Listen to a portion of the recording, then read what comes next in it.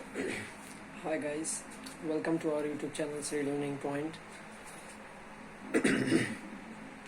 Part one में आपने ये देखा कि ट्रिग्नोमेट्री के बेसिक्स, रेशियोज और डिफरेंट तरीके की चीज़ों को आपने देखा। आज हम पार्ट सेकंड में हम यहाँ पहुँचे हैं ट्रिग्नोमेट्रिक रेशियोज और सम स्पेसिफिक एंगल्स। जैसा मैंने पिछले लेक्चर में डिस्कस किया था कि जो ट्रिग्नोमेट्रिक रेशियोज क्या होते हैं, ट्रिग्नोमेट्रिक रेशियोज साइड्स के रेशियोज होते हैं with respect to their angles. तो हम यहाँ एंगल की बात यहाँ करेंगे। तो अगर हम एंगल की बात करते हैं और अगर आपने मेरा पहला पार्ट नहीं देखा है तो मैं आपको लिंक डिस्क्रिप्शन में दे दूँगा, आप पार्ट वन पहले देख लीजिए, तब आप पार्ट टू पे आइए, बिकॉज उसमें क्या है कि आप समझ नहीं पाएंगे। हम आते हैं अपने पॉइंट पे। यहाँ पे मैंने दिखाया है, यहाँ पे मैं आज बात करूँगा trigonometric ratios of some specific angles. मैं जनरली आपको एक बेसिक बताऊँगा कि वैल्यूज़ हम कैसे निकालें। मान लिया किसी की अगर हमें एंगल पता है तो हम बेसिकली वैल्यूज़ कैसे निकालें। चलिए निकाल के ट्राई करते हैं।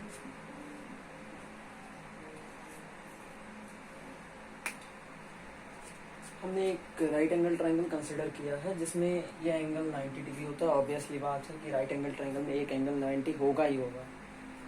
हमें निकालना है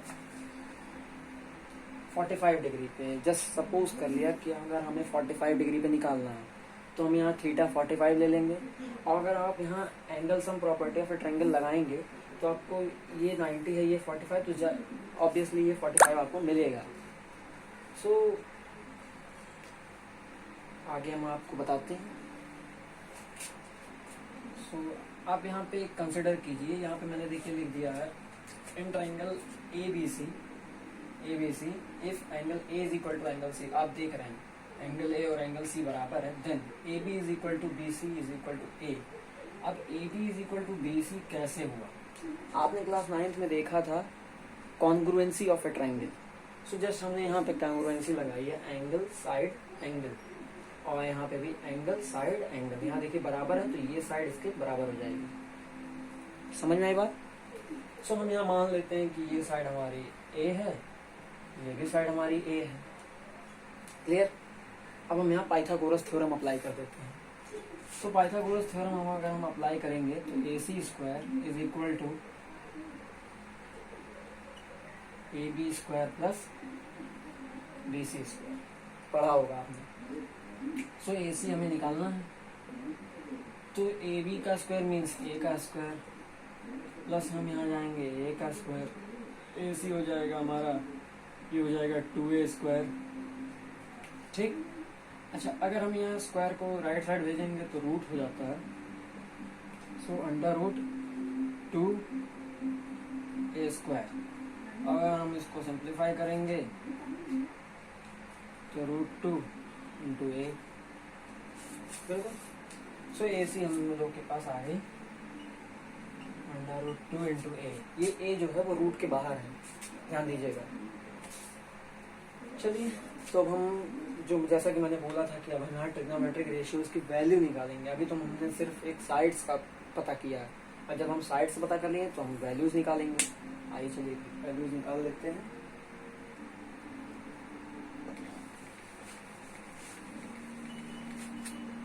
जस्ट अ मिनट।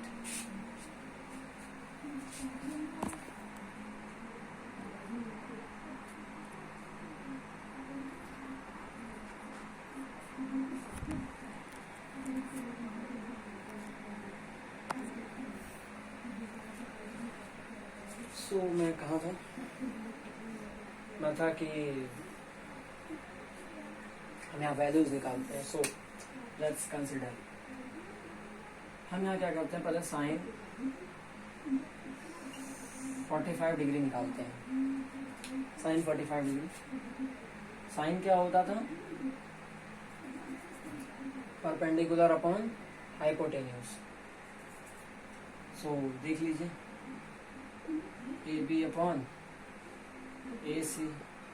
परपेंडिकुलर हमारा A है, AC हमारा रूट 2 इंटू A है।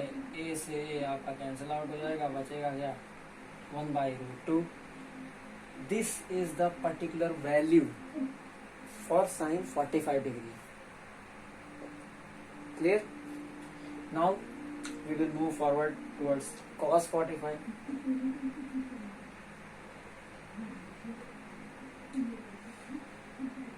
So this was base upon hypotenuse. So base हमारा है BC, हाइपोटेन्यूस हमारा है AC. Similarly A upon root 2A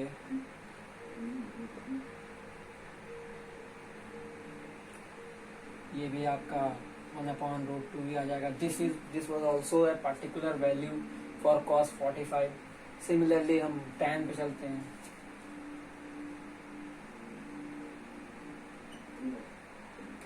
Tan 45, tan is perpendicular upon base, so AB upon BC. This is what A upon A cancel out हो जाएगा 1.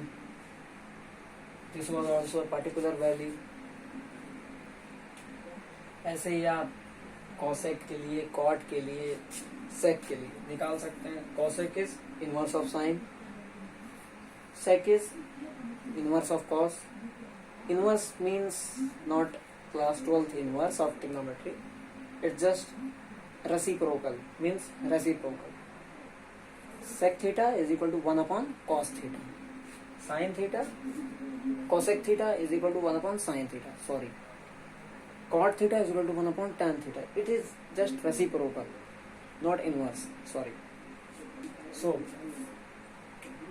similarly हमने यहाँ तक ऐसे निकाल लेंगे. अब आपने देखा होगा कि सारी वैल्यूज होती हैं, कई सारी वैल्यूज होती हैं. हमने तो सिर्फ 45 के लिए बात किया. तो बस move towards the table for that trigonometric ratios. So let's move forward.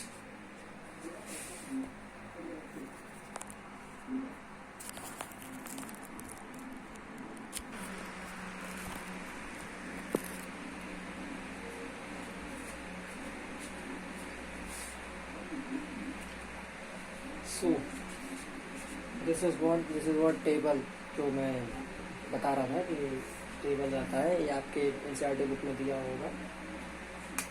सो अब आप ये सोच रहे होंगे कि ये टेबल कैसे बनता है और कैसे वैल्यूज आती हैं.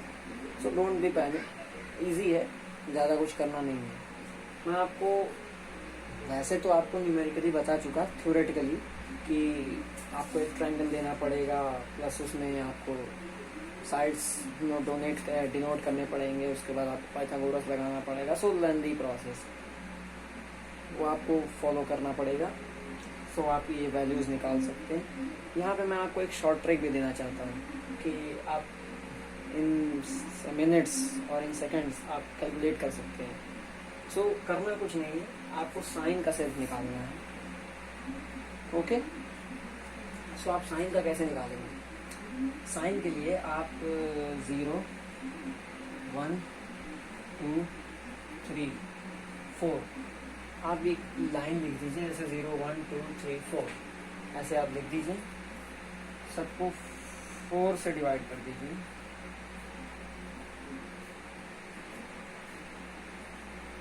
और आप सबका अंडर रूट ले लीजिए. ये 0.4 ये हो जाता है 0. अब यहाँ देखेंगे आप 1/4 का रूट होता है 1/2. 2/4 का होता है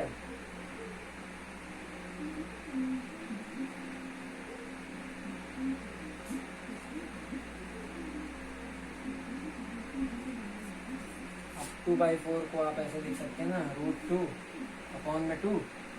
अब 2 को आप लिख लीजिए √2 इंटू √2.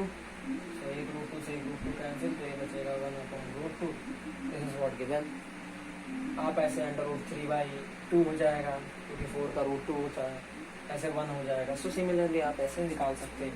साइन का आप निकाल लेंगे, कॉस उसी का उल्टा होता. देखिए ध्यान दीजिए, 1 यहाँ पे, 1 यहाँ पे, यहाँ पे, यहाँ पे, ये दोनों मैच कर गया. ये यहाँ पे, ये यहाँ पे. कॉस उल्टा होता है. टैन जो होता है वो आपका होगा sine theta by cos theta. So आपको करना कुछ नहीं है, sine by cos. 0/1 0, 1/2 divided by √3/2 1/√3 ये अपॉन में 1 ये आएगा 1√3। आप करके भी देख सकते हैं। यहाँ पे देखिए 1/0 सो इन्फिनिटी, जिसके आपकी किताब में लिखा होगा नॉट डिफाइंड। सो 10 तक आ गया। कॉसेक के लिए 1/sin तो 1/0 इन्फिनिटी, 1/2 का उल्टा हो जाता है 2, 1/√2 का 2√2, 2/√3 1, 1/1 1।